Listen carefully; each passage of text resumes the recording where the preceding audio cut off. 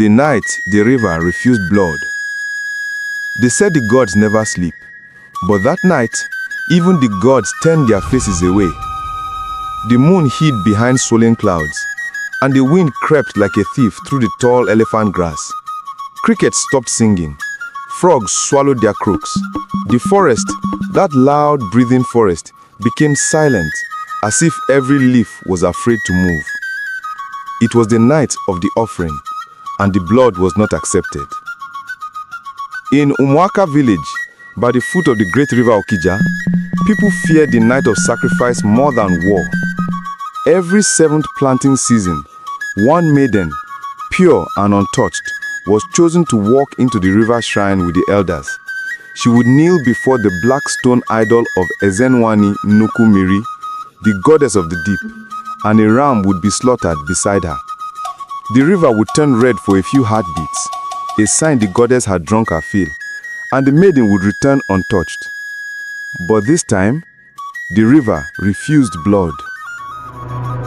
The chosen maiden's name was Obianuju, barely 17, her beauty like the soft light of dawn. Her mother wept and tore her wrapper when the priest's staff pointed at her.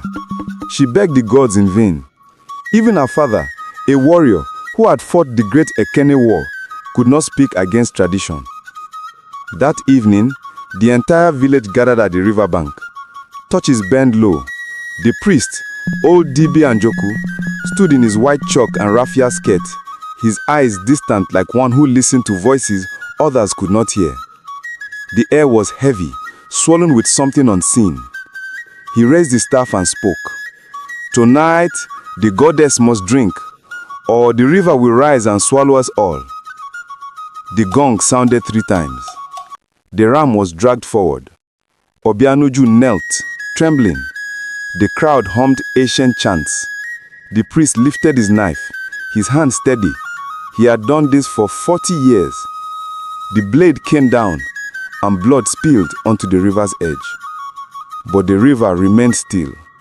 No ripple, no red wave, no whisper. Then something strange happened.